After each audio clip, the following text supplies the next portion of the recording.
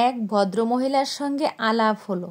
ভদ্রমহিলার বয়স 50 হবে। দিনের বেলায় বেশ একটা ঝকঝকে শাড়ি পরে ট্রেনে উঠলেন। চোখে মুখে একটু অস্বস্তি। আমার পাশে বসেই বললেন, এটা উত্তরপাড়া দাঁড়াবে তো? আমি বললাম, হ্যাঁ, এটা অল স্টপেজ। মহিলা যেন একটু স্বস্তির নিঃশ্বাস ফেললেন। ফোনে কাউকে বললেন, আমার পৌঁছাতে মিনিট 10 দেরি হবে, বুঝলি তো? বেশ আলাপি মহিলা। হেসে বললেন, আমাকে বেমানান লাগছে? খুব দৃষ্টিকটু কি? এমন প্রশ্নে আমি একটু হকচকিয়ে গিয়ে বললাম, না, বেশ ভালো লাগছে তো। কেন বলুন তো? ভদ্রমহিলা মুখ টিপে হেসে বললেন, এই শাড়িটা আমার স্বামীর দেওয়া জন্মদিনের গিফট। রাতের আলোয় পরার শাড়ি, বলতে গেলে বিয়েবাড়ি যাওয়ার শাড়ি। আজ বাপের বাড়ি যাচ্ছি, ভদ্রলোকের আবদার এই শাড়িটা পরেই যেতে হবে। কি বিপদ বলুন তো? লোকজন তাকিয়ে তাকিয়ে দেখছে। এই বয়সে সকাল সকাল ঝকমকে শাড়ি কি মানায়? আসলে এই লোকজন কি ভাববে তার থেকে ওর ভালো লাগাটা আমার কাছে বেশি ইম্পর্ট্যান্ট। তাই লজ্জার মাথা খেয়ে এই ডিপ রঙের বিয়েবাড়ির শাড়ি পরেই রওনা দিলাম। শাড়িটা পরেছি দেখে ভদ্রলোকের মুখে হাসি ধরে না। আমি বললাম, একদম কেউ কিছু ভাববে না। ঠিক করেছেন।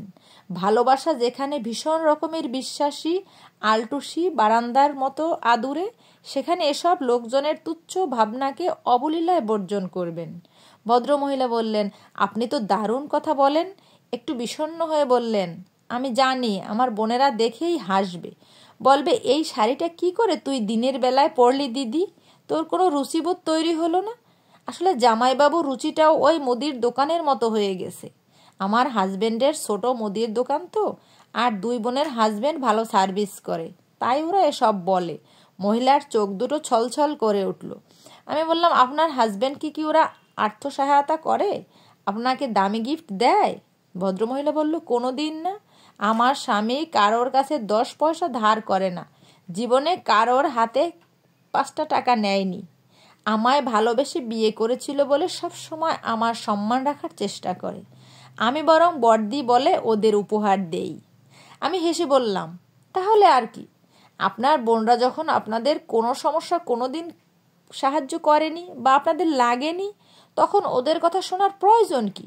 আপনি বলবেন, তোদের জামাইবাবু এই শাড়িটা পছন্দ করে নিয়ে এসেছিল আর আবদার করে বলেছিল এটা পরলে তোমায় শ্রেষ্ঠ সুন্দরী লাগবে, তাই আমি পরেছি।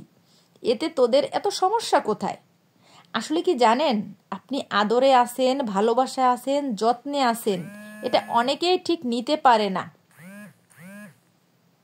এই ধরেন, যদি আপনি বোনদের কাছে গিয়ে বলতেন, জানিস তোর জামাইবাবু আমায় দুবেলা মারে, তাহলে দেখতেন হাতে 200 টাকা ধরিয়ে দিয়ে গায়ে হাত বুলিয়ে বলতো, কিছু কিনে খাস, ভালো থাকিস। তখন ওদের নিজেদের সুখের গল্পগুলো আপনাকে শুনিয়ে বেশ তৃপ্তি পেত ওরা।